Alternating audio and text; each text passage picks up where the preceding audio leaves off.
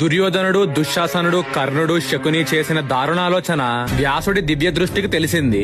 ఆయన వెంటనే ధృతరాష్ట్రుడి దగ్గరికి వెళ్లి ఇలా అన్నాడు: ధృతరాష్ట్ర, నువ్వు దగ్గరుండి కపటజూదం ఆడించావు, పాండవులని వనవాసానికి పంపావు. ఇంతవరకు చేసిన భయంకరమైన అపరాధాలు, పాపాలు చాలవన్నట్లు ఇప్పుడు పాపాత్ముడు దుర్యోధనుడు పాండవులను వధించడానికి కుట్ర పన్నుతున్నాడు.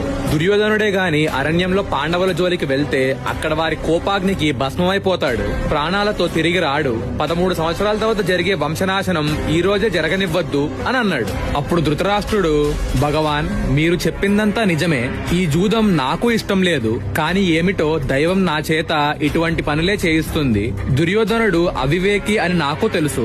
అతని ప్రతి ఆలోచన పాపం వైపే వెళ్తుందని తెలుసు. కానీ పుత్ర వ్యామోహంలో అతన్ని త్యాగం చేయలేకపోతున్నాను. మీరే దుర్యోధనుడికి హితబోధ చేయండి, తన బుద్ధి మార్చుకోమని చెప్పండి అని అన్నాడు. అప్పుడు వ్యాసుడు: మైత్రేయ మహర్షి అరణ్యంలో పాండవులను కలిసి అక్కడ నుంచి ఇక్కడికి వస్తున్నాడు.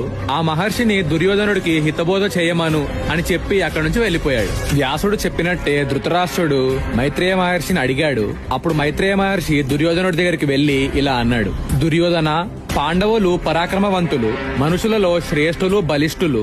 మానవులు కన్నెత్తి చూడడానికి కూడా సాహసం చేయని భయంకరుడైన కిర్మీరుడు అనే రాక్షసుణ్ణి భీమసేనుడు ఇటీవలే అవలీలగా వధించాడు. అటువంటి వారితో వైరం పెంచుకోకు అని అన్నాడు. మైత్రేయుడు మాట్లాడుతుంటే దుర్యోధనుడు ఆయన మాటల్ని లెక్క చేయకుండా తొడ మీద చేతితో కొట్టుకుంటూ ఎటో చూస్తూ ఉన్నాడు. మైత్రేయుడికి కోపం వచ్చింది, కళ్ళు ఎర్రబడ్డాయి. ఆ కోపంలో ఇలా అన్నాడు: నువ్వు చేసిన ద్రోహం వలన భయంకరమైన యుద్ధం జరుగుతుంది. ఇప్పుడు నువ్వు నా ముందు ఏ తొడనైతే కొట్టావో అదే తొడని భీమసేనుడి యుద్ధంలో గదతో విరగ్గొడతాడు అని శపించాడు. తన కొడుకుని అంత భయంకరంగా శపించవద్దని ధృతరాష్ట్రుడు ప్రాధేయపడ్డాడు. అప్పుడు మైత్రేయుడు: రాజా, నీ కుమారులు పాండవులను వంచకుండా శాంతిపూర్వకంగా ప్రవర్తిస్తే ఈ శాపం దుర్యోధనుడికి తగలదు, లేకపోతే అతడు దీనిని అనుభవించాల్సిందే అని చెప్పి అక్కడి నుంచి వెళ్లిపోయాడు.